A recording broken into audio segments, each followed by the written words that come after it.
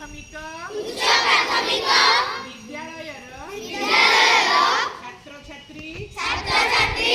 एवं समस्त कर्मचारी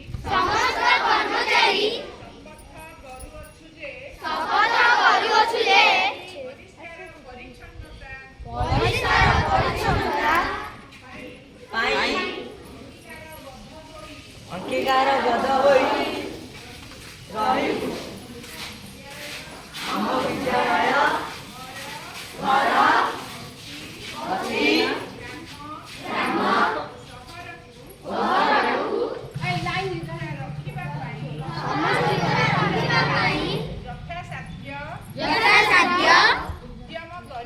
उद्यम करिबु आमे कोनोसी स्थान को मैला करिबु नाही अपरिष्कार स्थान को आमे निजे बा अन्य साहाय्य रे सफा करिबु स्वच्छ और सुस्थ परिवेश गठन आमर मूल लक्ष्य आमे हृदयतार सह